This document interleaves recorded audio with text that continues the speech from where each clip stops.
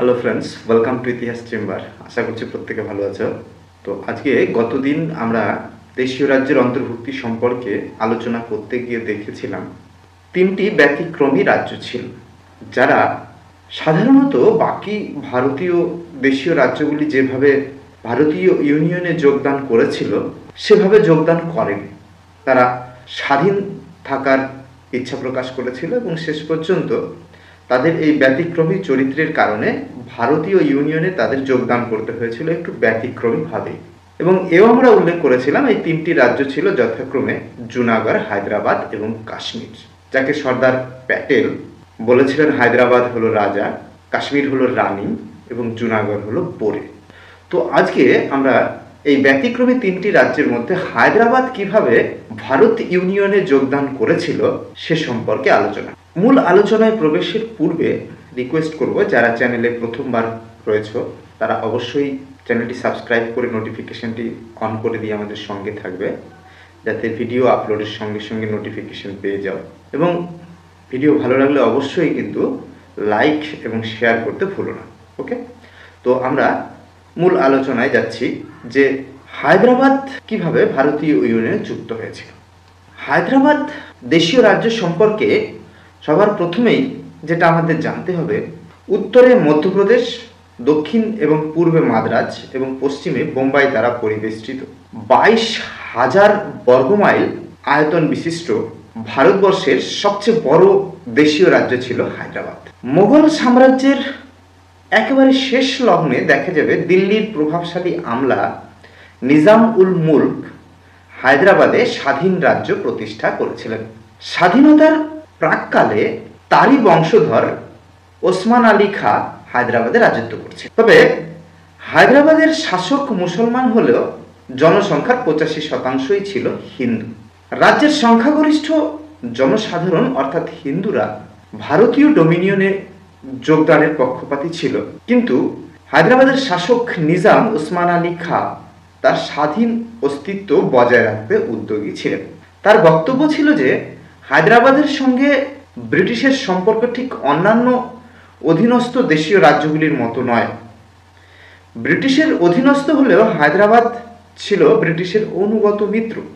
অপরপক্ষে ভারত সরকার মনে করত যে হায়দ্রাবাদ ভারতের অভ্যন্তরে অবস্থিত এবং ভারতীয় রাষ্ট্র দ্বারা চতুর্দিক থেকে বেষ্টিত।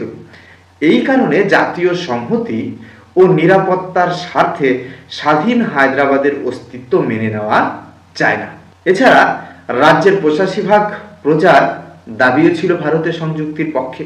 রাজ্যের জনসাধারণ বা ভারতের কোনো আবেদনে কর্ণপাত না করে হায়দ্রাবাদের শাসক তথা নিজাম নিজ স্বাধীনতা প্রতিষ্ঠায় দৃঢ় প্রতিজ্ঞ হন। এই উদ্দেশ্যে সবার প্রথমেই তিনি হায়দ্রাবাদের সার্বভৌমত্ব স্বীকার করার জন্য ব্রিটেনের কাছে একটি চুক্তির প্রস্তাব দেন এবং বিভিন্ন সাম্রাজ্যবাদী রাষ্ট্রের স্বীকৃতি লাভেরও চেষ্টা করেন। সেই সঙ্গে নিজাম মজলিস ইত্তেহাদ উল মুসলিমিন নামে উগ্র সাম্প্রদায়িক ও ভারত বিদ্বেষী সংস্থার প্রধান কাসিম রিজভির প্রভাবে প্রভাবাধীন হয়ে পড়েন এবং তার পরামর্শে হায়দ্রাবাদের পূর্বতন যে প্রতিনিধি সভা ছিল তা ভেঙে দিয়ে রেজভি ও তার অনুচরদের নিয়ে একটি নতুন প্রতিনিধি সভা গঠন করেন। এই প্রতিনিধি সভার কুপরামর্শে হায়দ্রাবাদের অবস্থা দিন দিন শোচনীয় হতে থাকে। রিজভির নেতৃত্বে এবং সামরিক বাহিনীর পূর্ণ মদতে রাজাকার নামে এক উগ্র সাম্প্রদায়িক সশস্ত্র দাঙ্গা বাহিনী গড়ে তোলা হয়। পাকিস্তান থেকে অস্ত্রশস্ত্র আসতে থাকে এবং রিজভি মুসলিম হায়দ্রাবাদের নিরাপত্তার স্বার্থে মুসলিম জনসাধারণকে জেহাদ ঘোষণার জন্য আহ্বান জানান। হায়দ্রাবাদ সমস্যাকে আন্তর্জাতিক স্তরে নিয়ে যাওয়ার উদ্দেশ্যে নিজাম ভারতের বিরুদ্ধে সম্মিলিত জাতিপুঞ্জের নিরাপত্তা পরিষদে অভিযোগও জানিয়েছিলেন। এই সময় হায়দ্রাবাদ রাজ্যে সংঘটিত দুটি ঘটনা নিজামের অবস্থাকে জটিল করে তোলে।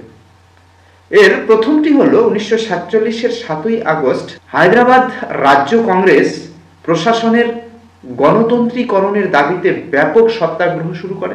প্রায় 20,000 সত্যাগ্রহীকে জেলে পাঠানো হয় এবং রাজাকার বাহিনী ও প্রশাসনের যৌথ আক্রমণে হাজার হাজার মানুষ ভারত সীমান্তের ত্রাণ শিবিরে আশ্রয় গ্রহণ করতে বাধ্য হয়। এর ফলে শান্তিপূর্ণ সত্যাগ্রহ আবার সশস্ত্র সংগ্রামের রূপ গ্রহণ করতে থাকে। 1947-এর দ্বিতীয় ভাগে হায়দ্রাবাদের অন্তর্ভুক্ত তেলেঙ্গানায় কমিউনিস্টদের উদ্যোগে সশস্ত্র কৃষক সংগ্রামও শুরু হয়েছিল। প্রশাসন ও রাজাকার বাহিনীর অত্যাচার সত্ত্বেও আন্দোলন জোরদার হয়ে ওঠে এবং সন্নিহিত মাদ্রাজ প্রদেশের উত্তরাঞ্চলে এক বিস্তৃত অঞ্চলব্যাপী এর প্রভাব ছড়িয়ে পড়ে। এই জটিল অবস্থার পরিপ্রেক্ষিতে 1948 খ্রিস্টাব্দের সেপ্টেম্বর মাসে ভারত সরকার নিজামকে এক চরমপত্র দেয় এবং অন্যান্য দাবির সঙ্গে রাজাকার বাহিনী ভেঙে দেবারও দাবি জানায়। নিজাম ভারতের দাবি উপেক্ষা করলে 13 সেপ্টেম্বর জেনারেল JN চৌধুরীর নেতৃত্বে ভারতীয় বাহিনী হায়দ্রাবাদে প্রবেশ করে। 18 সেপ্টেম্বর সমগ্র রাজ্যটি দখল করে। কাসিম রিজভী বন্দী হন, রাজাকার বাহিনীও ভেঙে ফেলা হয়।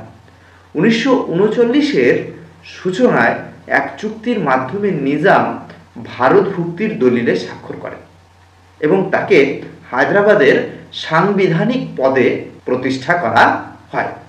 1950-এর 26শে জানুয়ারি হায়দ্রাবাদ আনুষ্ঠানিকভাবে ভারতভুক্ত হয়।